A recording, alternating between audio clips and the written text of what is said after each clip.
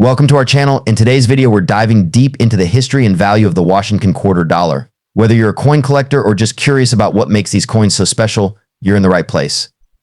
We're counting down the top 4 most valuable Washington quarters that could be hiding in your change jar or collection. 1996 Washington quarter. Now let's fast forward to 1996. This was a significant year for the Washington quarter. It was one of the last years before the state quarters program began in 1999, which changed the reverse design for each state. But in 1996, we were still seeing the classic eagle on the reverse. So what makes the 1996 Washington quarter stand out? On the obverse or front of the coin, you'll see John Flanagan's portrait of George Washington with the words "Liberty" above his head, "In God We Trust" to the left, and the year 1996 at the bottom. On the reverse or back is the classic eagle design, wings spread wide, perched on a bundle of arrows with olive branches underneath.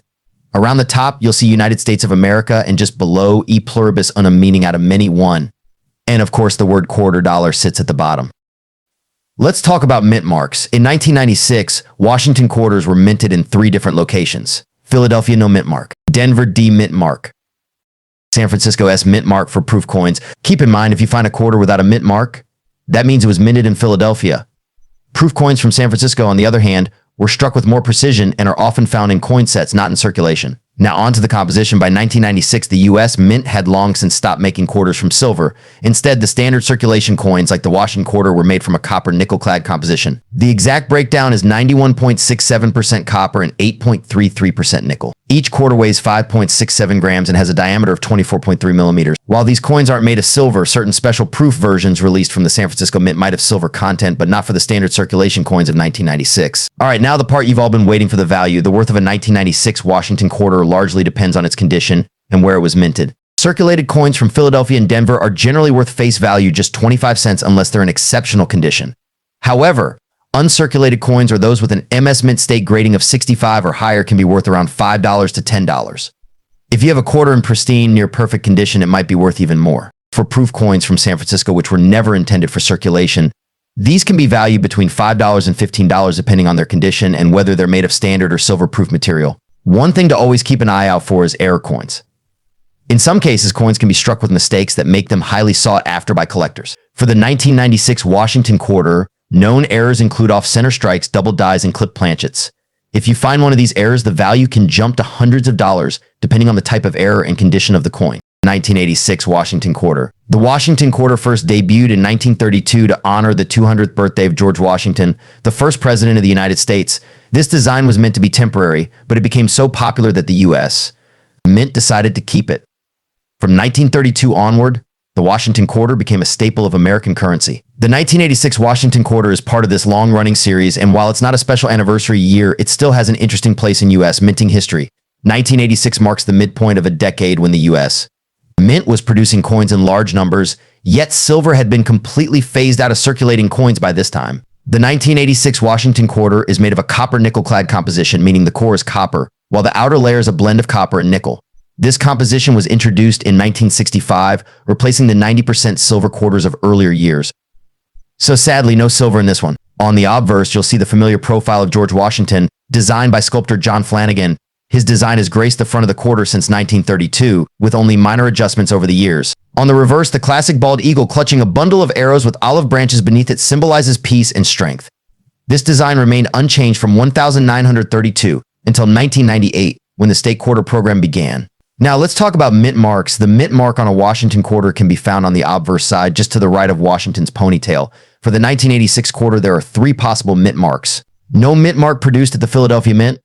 D produced at the Denver Mint. S proof coins produced at the San Francisco Mint. In 1986, the U.S. Mint produced 551,483,493 quarters at the Philadelphia Mint, 504,298,660 at the Denver Mint, and 3,922,559 proof quarters at the San Francisco Mint. As you can see, this wasn't a rare year for quarters at the St. Bows. So how much is a 1986 Washington quarter worth today? Well, it depends on the condition and mint mark. Here's a quick breakdown. Circulated coins, those you find in pocket change, typically have a value of 25 to 50 cents. These are the most common and don't have much additional value unless they're in exceptional condition. Uncirculated coins, or those with no wear, can fetch around $1 to $5 depending on how flawless the coin is.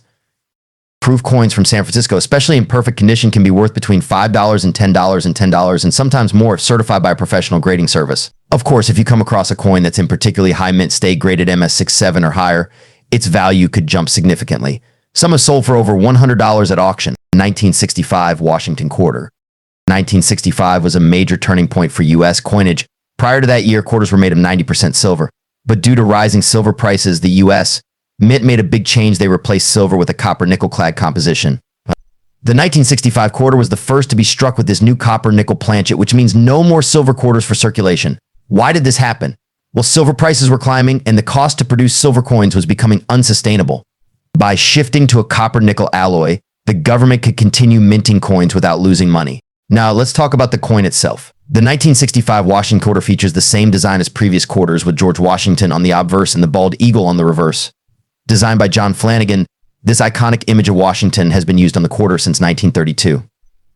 However, while the design stayed the same, the coin's composition changed. Instead of the earlier 90% silver and 10% copper mix, the 1965 quarter is made of a copper core, sandwiched between two layers of copper-nickel alloy. This change gives the 1965 quarter its distinctive clad appearance, especially noticeable when you look at the edge.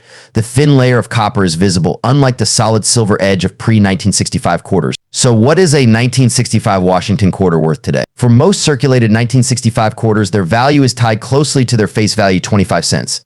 This is because they lack silver content and are fairly common, with over 1.8 billion coins minted that year. However, there are some exceptions. High-grade specimens quarters in pristine, uncirculated condition can fetch a premium. Coins graded MS65 or higher can sell for $10 to $50 or more, depending on their condition. Error coins, some 1965 quarters were accidentally struck on silver planchets left over from 1964. These rare error coins can be worth hundreds or even thousands of dollars.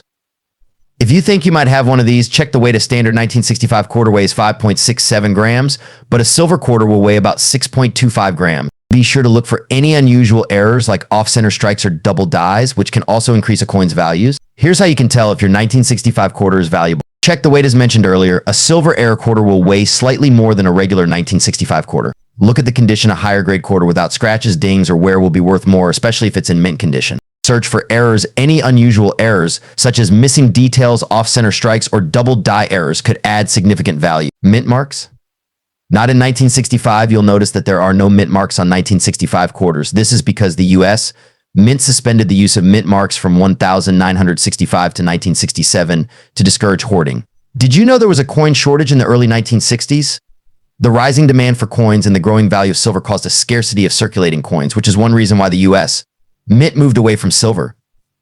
The 1965 quarter played a big role in solving this shortage. 1984 Washington quarter. Now, by the time we get to 1984, the Washington quarter had been around for over 50 years. It was a staple in American currency, though by this point, significant changes had already occurred in its composition. The 1984 Washington quarter features the iconic bust of George Washington on the obverse or head side, designed by sculptor John Flanagan. You'll notice the word Liberty above Washington's head in the year 1984 at the bottom. On the reverse side, we have the majestic bald eagle with outstretched wings, clutching arrows in its talons, symbolizing strength and protection. Below the eagle, you'll see olive branches representing peace. Now, let's talk about the composition. The Washington quarters minted after 1964 are no longer made of silver. Instead, the 1984 quarter is made from a copper-nickel clad composition, which is a core of pure copper sandwiched between two layers of copper-nickel alloy. The 1984 Washington quarter was minted in 3 locations: Philadelphia, Denver, and San Francisco. Each mint mark can be found on the obverse side, just to the right of Washington's ponytail. No mint marked Philadelphia. Over 676 million quarters were minted. D mint marked Denver. Around 518 million quarters came from this mint. S mint mark. These were produced as proof coins intended for collectors, with around 3.2 million minted. Now, here's a fun fact. Quarters from Philadelphia during this era didn't have a mint mark, so if you see one without a letter, that's a Philly mint quarter. Now, for the part you've been waiting for, how much is the 1984 quarter worth today? Well, its value depends on a few factors, including its condition, mint mark, and rarity. Circulated condition. Most 1984 Washington quarters found in circulation are worth their face value minus 25 cents. Uncirculated condition, MS65 grade. If you have a 1984 quarter that's never been circulated and has no wear, it could be worth $5 to $15 depending on the mint mark and overall quality. Proof coins, proof quarters from 1984 with the S mint mark can range from $5 to $25 depending on their condition and whether they're cameo or deep cameo. Remember, the better the condition, the more valuable the coin. Like any coin, the 1984 quarter also has some notable error varieties that can make them much more valuable to collectors.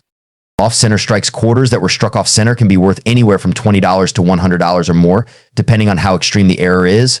Double die errors, although rare for the 1984 quarter, if you happen to find one with a double die error, particularly on the obverse such as in Washington's profile or the lettering, it can fetch up to $100 or more. Clip planchets, a quarter that's missing part of the edge due to a planchet error, could also be worth $50 or more.